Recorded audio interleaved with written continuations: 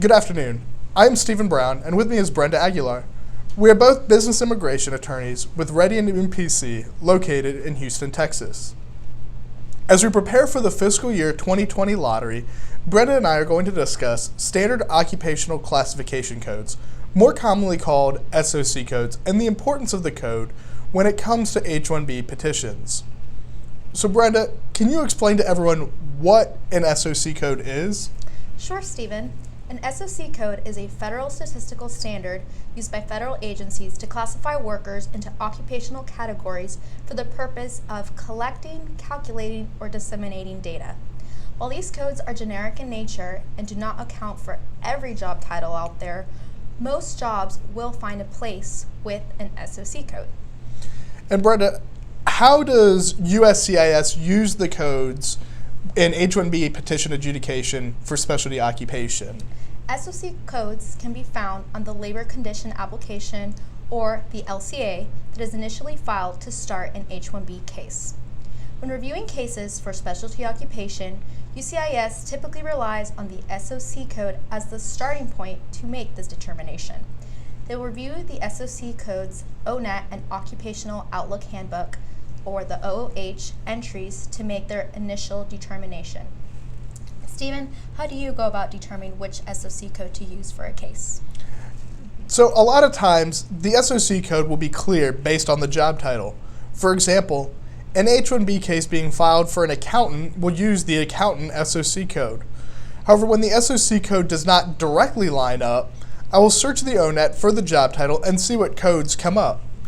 From there, I will review the beneficiary's job duties and compare the job duties to the ONET job duties for the various SOC codes until I find one that's a good match. It's important to note that the job duties should guide you to the SOC code that you use.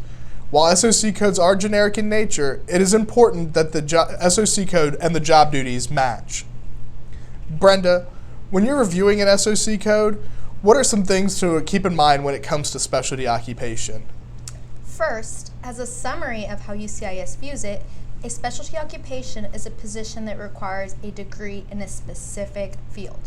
It is important to keep in mind that USCIS relies heavily on both the ONET and the OOH. The ONET report for each SOC code gives an education breakdown showing the percentage of that code that has an associate's degree, no degree, a bachelor's, or a master's degree or higher. It is important that the SOC code you use has a high percentage of those that have at least a bachelor's degree. The OOH report is the next step. Each OOH report for the various positions has a How to Become One section. It is important to review the position you are using to ensure it requires a degree in a specific field. Stephen, do you have any thoughts on this? Absolutely. USCIS typically defines degree in a specific field very narrowly. To have success with a specialty occupation case, you want to ensure that the OOH report for the SOC code used has a limited amount of degrees and that the degrees are specific in nature. For example, the Computer Systems Analyst SOC code includes a wide range of fields, including liberal arts and business degrees. This is not specific enough. Conversely, the Software Developer Report only mentions computer science, software engineering, or related fields. This is much more specific education requirement and is typically viewed as a specialty occupation. Brenda, do you have any parting thoughts on the SOC codes? Yes, a lot of specialty occupation RFEs can be won or lost at the LCA stage based on the SOC code chosen.